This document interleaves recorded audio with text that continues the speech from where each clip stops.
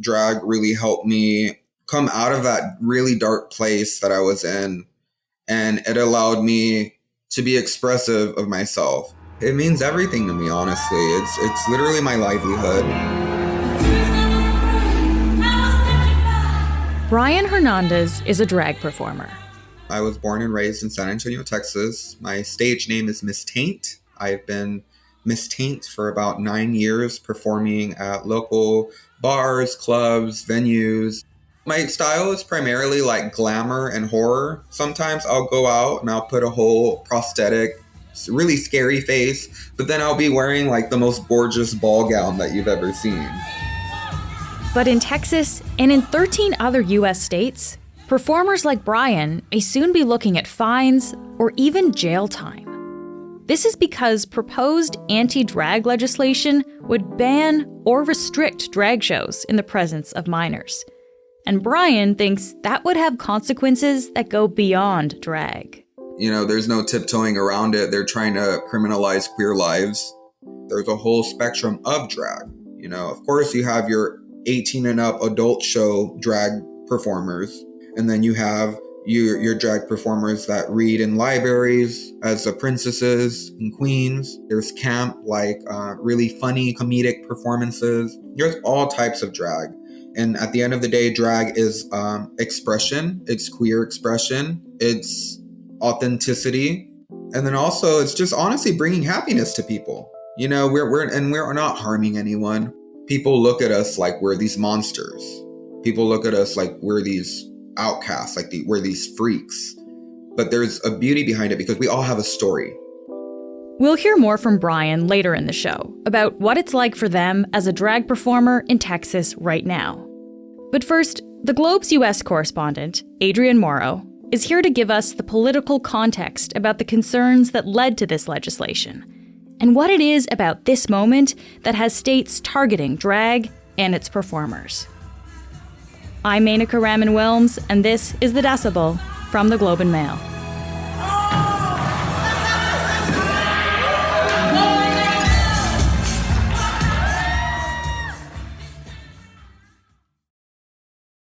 Adrian, thank you so much for being here. Thanks for having me, Menaka. So 14 states now in the U.S. have proposed anti-drag legislation. But I want to just establish what we're exactly talking about here when we say anti-drag legislation. Like, what is being targeted? There are a few different things. So some of the legislation specifically relates to performances. And so it'll talk about not allowing people to perform dressing in a gender other than the one that they were assigned at birth. And it will put, in some cases, limits on those performances. So we'll say things like these performances can only happen in adult facilities, or facilities that have licenses as adult entertainment venues, which is the kind of license that a strip club would have, for instance. And then there's sort of specific rules around where those sorts of venues can be in terms of, they have to be more than 1,000 feet away from schools or public parks or other places where children are likely to be. So it, imposes some burdens essentially on these places, that to some people would be so onerous that you really couldn't actually have a drag show at all. Yeah. The Tennessee legislation essentially specifies that you can have no public drag performances at all, that there can be no drag done in any kind of public place, and that drag can't be done in any private location that would be within 1,000 feet of a location where children are likely to be. Yeah. And you mentioned Tennessee specifically. Tennessee is actually the place where this legislation is actually law now. It's been proposed legislation in other states, but Tennessee, this is actually law. That's right. Tennessee is the first place to actually pass an anti-drag law. It passed last month, and the legislation was signed into law by the governor. Tennessee Governor Bill Lee has signed into law 2 bills that passed the state legislature last week. One restricting drag performances in public, and the other banning gender-affirming healthcare for transgender youth. It's currently been enjoined by a judge. There's a drag troupe in Memphis that has challenged the law. And so that case is set to go to trial next month. And in the interim, the judge has basically frozen the law from coming into force. So it hasn't actually taken effect pending the outcome of this legal case. But that's one state where it has passed. And now it's going to be up to the courts essentially to decide. What about in other states, for example, in Texas? What's the state of things there? Yeah, so Texas currently has, I think it's about 6 different anti-drag laws in front of its state legislature, and 2 of those have passed the state Senate and are currently moving forward. One of them would essentially ban anyone under the age of 18 from watching any performance in which a performer, quote unquote, exhibits a gender identity that is different than the performer's gender assigned at birth. And a second bill that has passed the Senate in Texas would cut funding to public libraries that host drag queen story hours. So essentially, the bills are kind of targeting 2 different aspects of drag. Yeah. Adrian, what's the time frame like here? Like, when did these bills start popping up? Really just within the last year or so. And that's part of what's been a little bit surprising about this story is that, drag has obviously been around for a very long time, and it's been moving increasingly into the mainstream in recent decades. But it's only within the last, year or two that it's kind of, earned the ire of a certain subset of the U.S. right. And this proposed legislation that we're talking about in various states, do we expect them, first of all, to pass and become law? And do we know when? Certainly in Texas, it seems likely that it will pass. In Florida, there's anti-drag legislation that's in front of the legislature, and Florida has shown a propensity for kind of picking these kinds of culture war fights in recent years. You've got a governor there who's already signed legislation against discussion of LGBTQ issues in schools. Signed legislation against discussion of structural racism, systemic racism in schools and universities. So it seems likely that it'll move forward in some capacity in Florida. There are a handful of kind of states that have this legislation in front of their legislatures where, you can expect a governor to veto it. And in Arizona, for instance, there's a Democratic governor. So it seems likely that she would probably block anything that comes out of the legislature there. But yeah, in other states, I think we certainly can expect it to move forward. And the argument from a lot of politicians here, and this is right in the language of some of these bills, is that they're doing this to protect children. For example, I just want to read you part of the Senate bill from West Virginia here, Adrian. It says, quote, "All minors in West Virginia are prohibited from being involved in drag shows for any reason. Additionally, drag shows may not be held in the presence of minors." And then it goes on to say, any adult or parental guardian of a minor who violates this legislation may be required to complete parenting classes, substance abuse counseling, anger management counseling, or other appropriate services, or any combination thereof, end quote. So what is a bill like this trying to protect children from? Like, what is the fear here? I think that's really the question, because if you look at the language from the people proposing these kinds of bills, they'll talk about it as claiming that they're protecting children from sexually explicit performances. But it's not correct necessarily that drag always has to be sexually explicit, or that there's something about drag that inherently is not family friendly. And so what it really looks like is that in a lot of these cases, legislators, just don't like the idea of children being exposed to anything that looks like LGBTQ culture. And there was a quote, in fact, from Chris Dodd, who's the Republican legislator in Tennessee who sponsored Tennessee's drag ban, who complained that he felt that drag shows are trying to, quote, recruit children to this lifestyle. And so it seems to indicate that for a lot of these legislators, what their concern is that they don't like the idea of children, seeing LGBTQ culture or interacting with openly LGBTQ individuals, and that in the case of Mr. Dodd and maybe some of these other people, they seem to believe somehow that by being around LGBTQ people, children are more likely themselves to somehow become LGBTQ.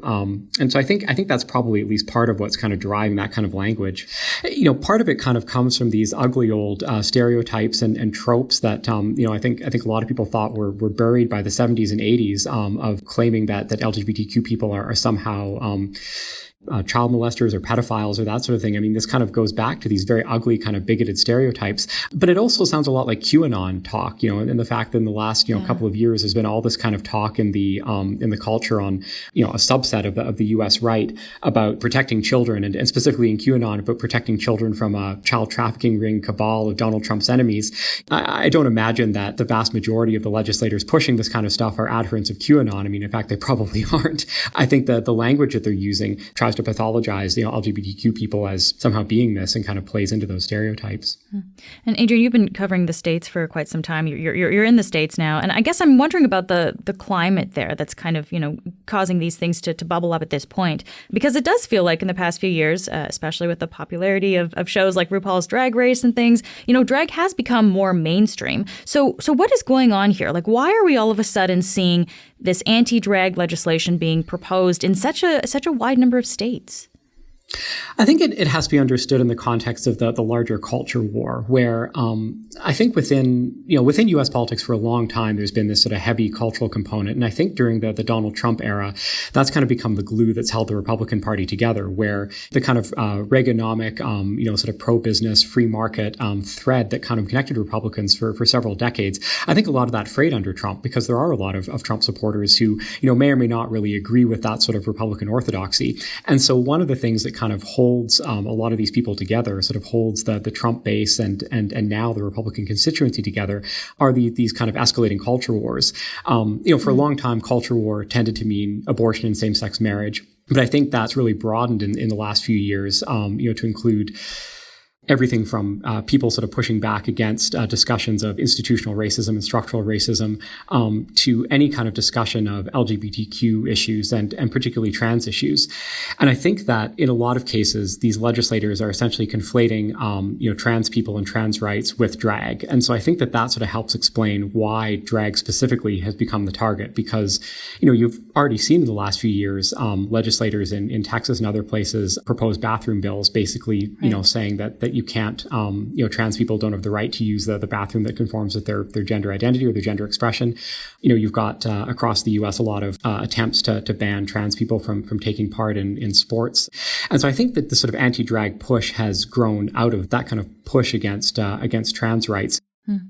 I know you were recently in Texas interviewing drag performers and experts there too. Can you just tell me, what was the atmosphere like there? Mostly surprise. I mean, despite Texas being, historically very socially conservative, major cities like San Antonio, which is where I was, have always been sort of very diverse, relatively accepting places. And that's what people there told me. These drag performers said that, they'd never sort of had a problem in San Antonio doing drag until just the last 6 months. I met, drag performers who were hired to do, baby showers and corporate events and things like that are very, very mainstream. And so to them, it was actually extremely surprising that just within the last year, they suddenly started getting this pushback. Adrian, thank you so much for taking the time to speak with me today. Yeah, thanks for having me. After the break, Brian Hernandez tells us about their experience as a drag performer in Texas.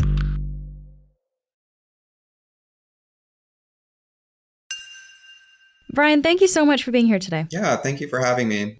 Even before this new legislation was introduced in Texas this spring, even before that, though, there was tension in your city around drag performances.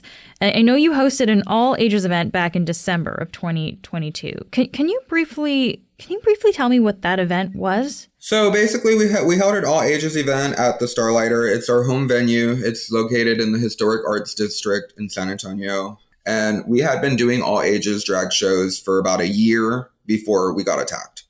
It was December 2nd, where we showed Rudolph the Red-Nosed Reindeer at 8 o'clock. And then at 9:30, we started the drag show. Essentially, it was a toy drive. We raised over like 55 toys, I believe. Yeah, that was the event itself, right? That was the main purpose of the event, yeah. Yeah, so we had this event, and I was the host of it. So I noticed when I got there to the event around 7:30 or so, I went, and usually I'll give a hug to the owner, and I'll say thank you for having us and so on. She looked at me and she was really scared, and I go, "Is everything okay?" And she was just like, "No, like I don't know what's going on, but there's people outside with signs, and they're like, look." The sign said, "Protect our children." They were saying drag queens are groomers, and then there was one that said pedophiles, and I'm just like, whoa. Like, never in my 9 years of doing drag have I ever seen anything like that. As far as anybody like personally attacking any one of our shows, I had never seen it before. So I was just like, whoa, Kayla, like, what do we do? And she was just like, I don't know. Like, I don't want to give in to them or let them scare us. So, should we continue? And she was just like, well, we're doing this for the kids. We're not doing anything wrong. We decided to continue the show. And then what happened? Okay, and then so we had some new faces in the crowd, honestly. Like, and honestly, like, I felt weird vibes, like.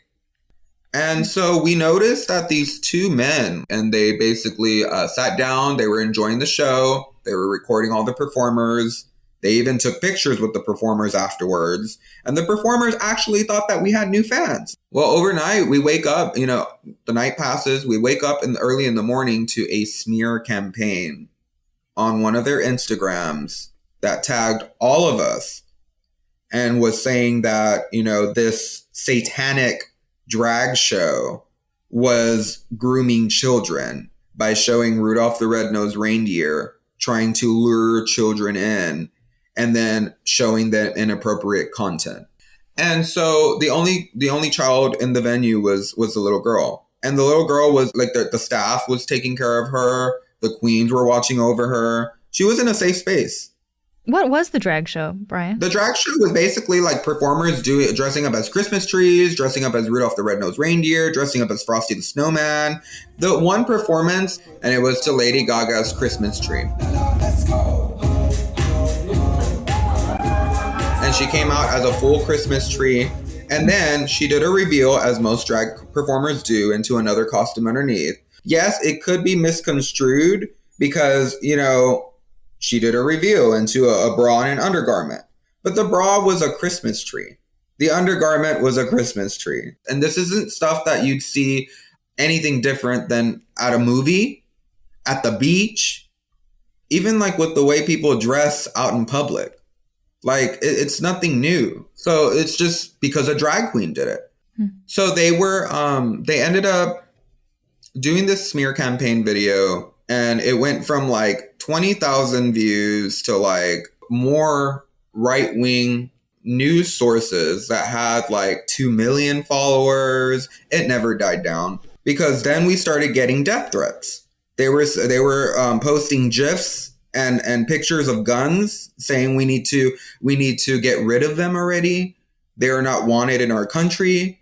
The Starlighter venue was getting threats of being burned down. Wow. And you had to cancel shows after that. Yeah, we had to cancel like 3 or 4 shows after that were already planned. And for most of us, this is our livelihood. This is our main source of income. It affected a lot of us that have day jobs as well. Some of us in my group were really terrified that it was going to leak back to their management and that they were going to get fired. You know, it affected a lot. And then it even affected us being scared about doing 18 and up shows after that because we thought these people were going to follow us. So let me ask you about, I guess, the current situation now, Brian. So in Texas, there's 2 bills targeting drag performances in the presence of children. Yes.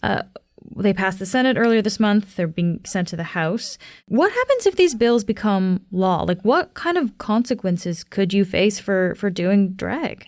A criminal offense. Like, you can get fined and you can get a Class A misdemeanor for doing a sexually charged performance, which is what they're trying to classify all drag as sexual performances. And when you say Class A misdemeanor, that could lead up to a year in jail and a $4,000 fine.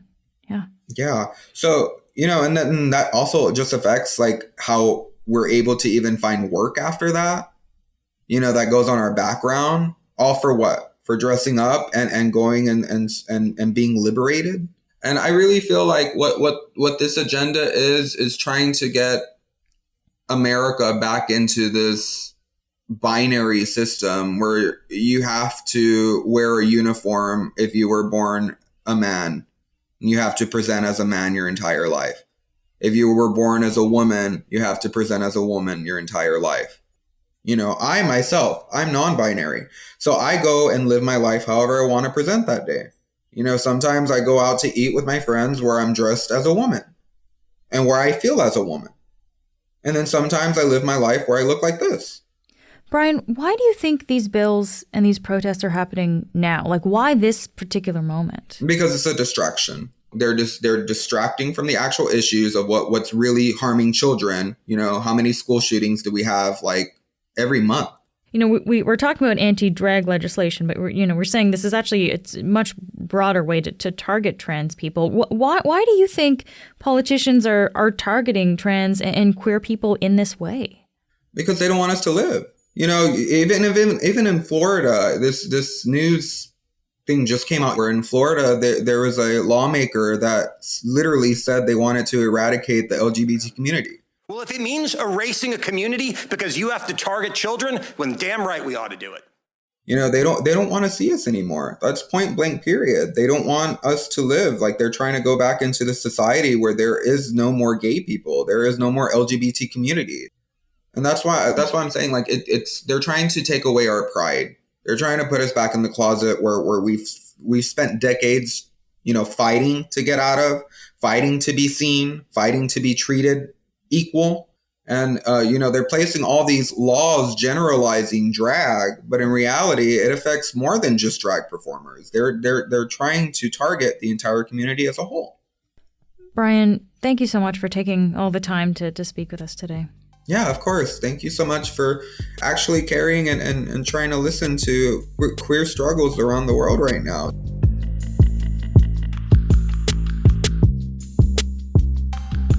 That's it for today. I'm Menaka Raman-Wilms. Our producers are Madeline White, Cheryl Sutherland, and Rachel Levy-McLaughlin. David Crosby edits the show.